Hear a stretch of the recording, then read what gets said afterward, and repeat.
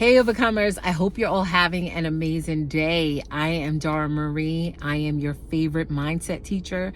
This is Being Overcomer, where you are inspired and empowered to walk by faith and use the gift of imagination to create the life you desire. So, overcomers, I want to encourage you to hold to the vision. Too often we quit before the vision is fully realized, before the vision is fully manifested. And I'm here to tell you that you are made in the image of God.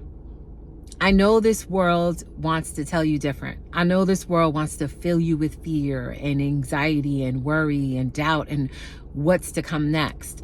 But when you tap into who God has truly called you to be, when you understand that you are a co-creator with God, that you are here to create your best life, that you are here to have your heart's desires, you will start to live from a different standpoint. And you're going to understand that no matter what is happening out there, if I can speak a word, if I can decree something over my life, it has to come to pass. It's almost like having inside information.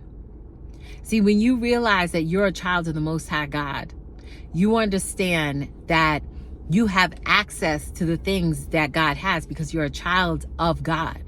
Think about it. Parents, those of us that have children, if you're a mom, if you're a dad, right? You have your kids and your kids know they have access to certain things of yours. Like my son, for example, if he wants something, he doesn't hold back. He's going to ask me for it. Why? Because I'm his mother and he knows he's my child, that I want the best for him. Right? The word even says to come boldly to the throne of grace. We're not supposed to come from this like pitiful standpoint, from this powerless standpoint.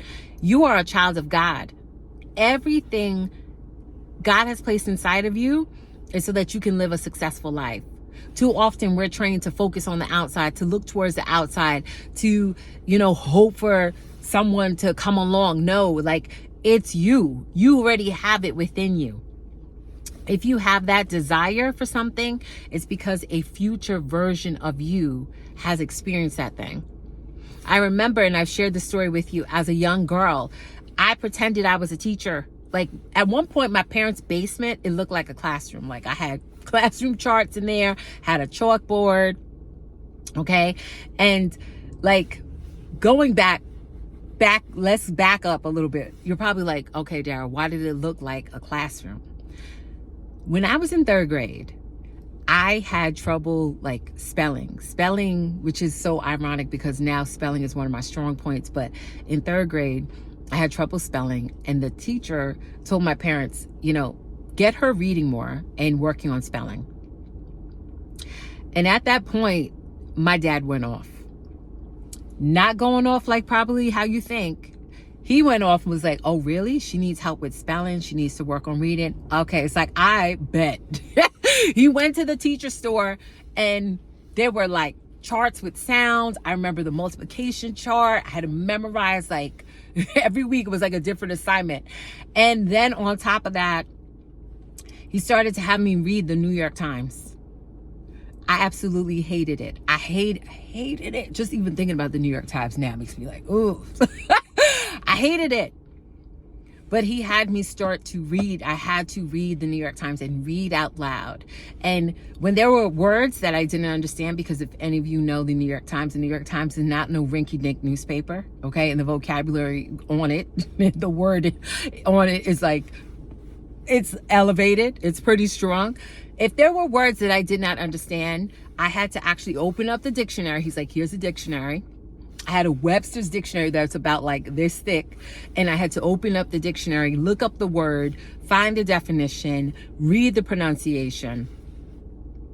And at the time, I was like, oh, I hated it. I thought it was torture. I thought it was like the worst thing ever. It's like, can I like just watch TV? Can I go outside? Like, why do I have to sit here and read this paper? And it seemed like it was hours. It probably was just an hour, but as a kid, it seemed like forever.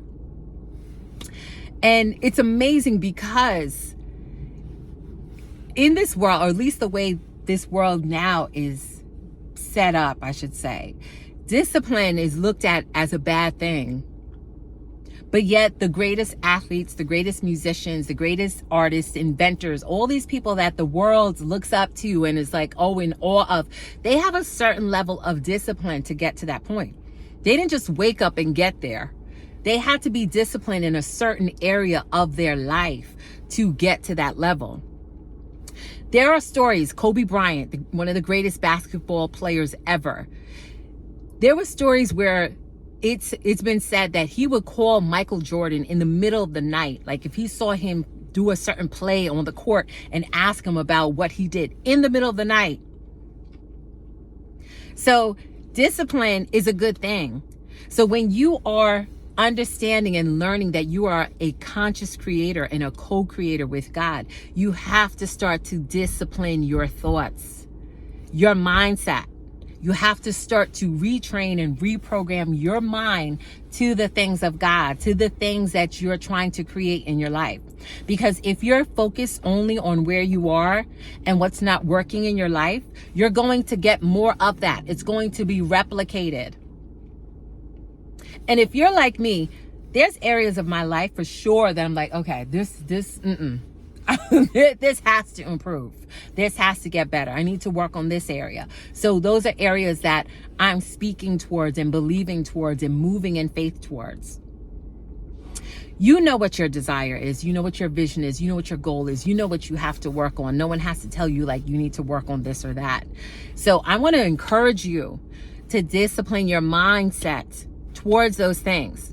So if it's your business, some of you may have just started a business. Start seeing yourself as a success now. Start seeing the dollar amount that you want to bring in, the clients that you're going to serve, whatever it is, start seeing yourself as a success. If it's a weight loss journey, stop focusing on, oh my gosh, you're so overweight and you're not in the best shape, and start declaring that you are. Start seeing in your mind, how do you want to look? Like envision it, because the more you envision it, the more it will become a reality. Because your subconscious mind, it takes you at your word. It doesn't differentiate between what is real and what is imagined. So that's to your benefit. You could start declaring whatever you want, start speaking over your life, whatever you want, and it has to come to pass. That's why the Bible says, write the vision and make it plain. There's so much power in writing down the things that you want. Every day I take a few moments to journaling and sitting in quiet. Okay? Because we're in a world that's filled with so much noise. And I'm telling you, if you don't get quiet and you don't sit with yourself and on purpose take time out of your day just to think about what do you want for your life and really try to hone in on your vision, on your goals, that dream, you're going to be swept away and caught up with the latest trends, the latest headlines, the latest whatever. Okay? And I'm here to tell you, they don't want to see you win. God wants you to win. Okay? In the Bible, it says, the thief comes to steal, kill, and destroy. But I have come that you might live life more abundantly. Okay? And it's walking by faith, not by sight, and really just pressing in to everything that God has for you. If you look in the Bible, every time the people of God were going through something, God always provided a way of escape. He always gave a solution. But oftentimes they had to sit quiet. God was giving them downloads, giving them the ideas, speaking to them and letting them know what needed to be done. So it's the same thing.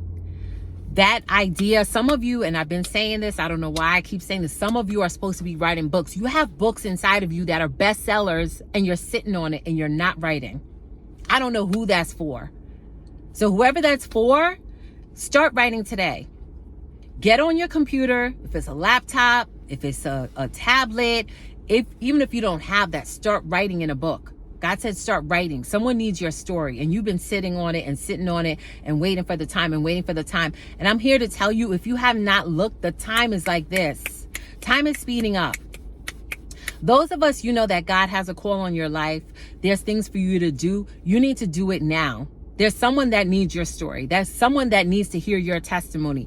Your testimony is going to be the guide to get them through their season, to get them through their trial, to get them through whatever they're going through. It's going to help them. So that's why that book is needed. Some of you, I hear like lessons or like coaching. You're like, you have a strength in a certain area. You're supposed to be doing that. You've been having the idea. You've been thinking, oh, maybe I should do this, but I'm not really sure. Or maybe I'll start next year. Maybe I'll start in a couple months. God said, now it's time to do it. Stop waiting. Okay. And here's the thing. Another thing, for those of you that do have a vision and you're waiting and you feel like, oh my gosh, all this time has passed and nothing is happening. I want to encourage you, keep flowing in it, keep moving in it, because as you take steps of faith, God honors it. When you honor God, God will honor you. When you are serious about your faith walk, He'll be serious about you too. All right. So I just want to encourage you today to hold to your vision. Don't give up. That vision was given to you for a reason. And as the word says, the vision is for an appointed time. So I want to encourage you to hold to your vision, walk towards your vision, take steps of faith, even if it's little steps, even if it's little baby steps, take those steps of faith, because as you move, God moves. So I hope this encouraged you today. If you like this message, please share it, comment, subscribe. I'm so thankful for my overcomers. I love you all so much. And I want to just see you all living your best life, walking by faith and using the gift of imagination to create the life you desire. So overcomers, until next time, have an amazing day. Keep holding to the vision and always be an overcomer.